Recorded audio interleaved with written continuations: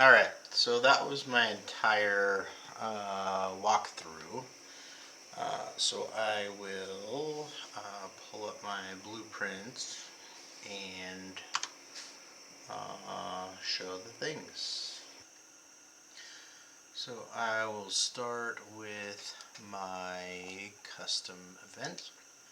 So since we're here, let's start with the first one, which is my portal. So I have spawn portal and despawn portal. So these basically all they do is make the portal and the point light visible or not, depending on whether the player moves into the trigger volume or steps out of the exit trigger volume. This one right here. So this is essentially the same thing, show path, except it doesn't disappear, so I just have show path. Closed door and open door. These are basically the same ones that we went over in class. So that's it for, let's see, custom events. Macro library is check for player. Getting the vector between 2 points. The in front of is in front of, and then the angle between 2 vectors. Alright, next is the object moves through through the use of a timeline node. So I have that on my doors. I'll grab, let's do this one.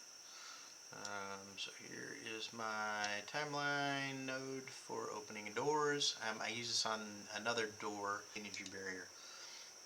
So same thing, basically. It just, except the difference is this one doesn't reverse, whereas this one does.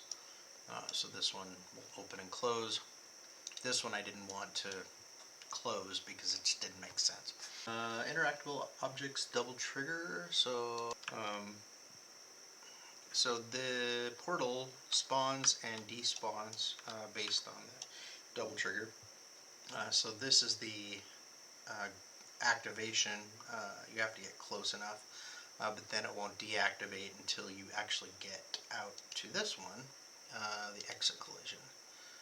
So collision, get in there close, activates, and then it doesn't deactivate until you get out here. And then I have actually added a double trigger to this first door as well, because it just didn't feel quite right. So this way oh god, slow down. It doesn't activate until you get like pretty close to the door, like right here. But then it doesn't close until you get like out here. So it just didn't feel right because like it would try to activate out here and before you were even close to it. Same with out here, like it's not a lot of difference on the outside, but on the inside it made a big difference to add that double trigger. Oh, the other one is right. So same thing right here. So the alien building is activated when you step into this trigger. Then it disappears, destroying everything once you step out. And then here's the exit collision box out here. Let's see. So I have several lock and door. Let's see. There it is. Okay, so the first one is the terminal unlocks this door. This first door right here. Then you go out here and the lantern, after it spawns, you find sort of Matthew down there, unlocks this so that you can walk through. Once you do the puzzle and you make the building solid and you deactivate the barrier, you can get the crystal, and then you look for the crystal place with the roses, and you find that here. And then that crystal makes the path so that you can go up there and grab the axe, which is the key for the portal. to activate the portal. Look at triggers. So let's see, I have one right here. So I intentionally put the trigger volume out here so that you can't get to it before you get the crystal to activate this trigger, which makes the path visible. So that then you step into the look at trigger volume, and if you're walking up the path, I'm thinking like people are going to be like, oh, hey, what's that flamey axe up there? So that's why the look at um, thing, the look at trigger, is over there. So this is the volume that allows you to activate it. This is the direction you have to be facing, and it activates the point light in the crystal up here.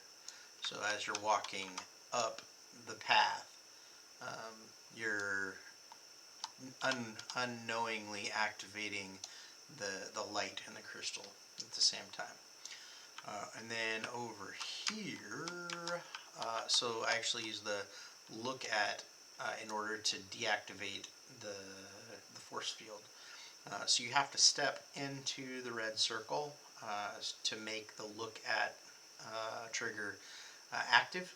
So when you step in there, this outer one makes the eyeballs visible as you step in, and then this inner trigger volume right here is what activates the look at. So you step in, you see this giant eyeball, and then you look up at it, and then that activates the or not sequence, but the set view for this camera back here, and then you see that the trigger or that the force field has disappeared, and then you can grab the crystal. So that was my other look at.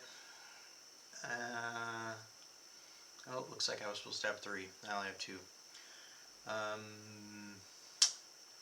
So the set view, I have 2 set view target with blend. This is the one.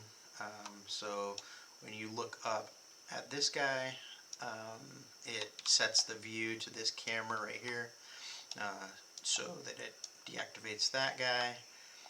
And the other place I have that set of view is right there it is. And this is for obviously the rock fall event. So that sets that camera up there during before the event happens. Let's see. So the camera shake also happens during the rock fall. I have light particles that spawn over here in the crystal, and in the lantern.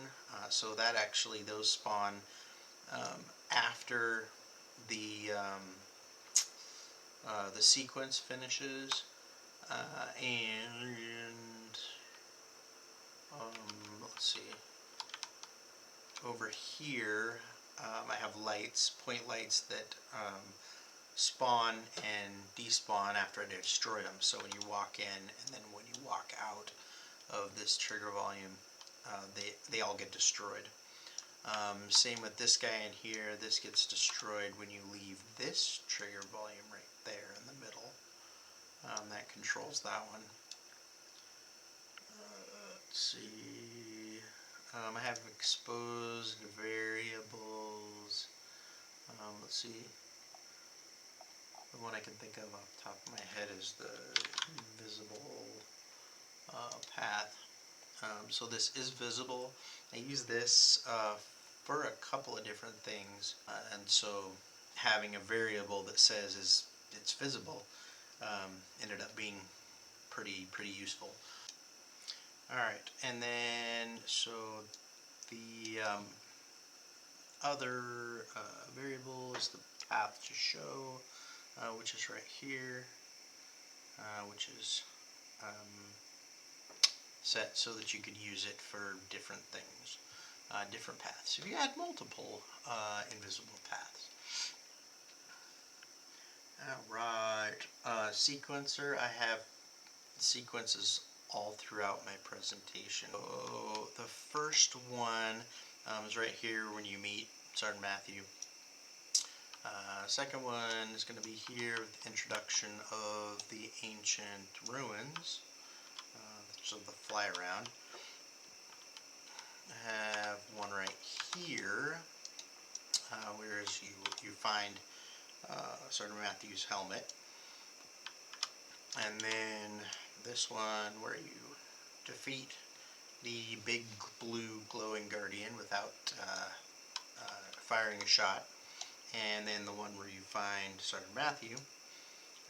And then the one that introduces the alien complex.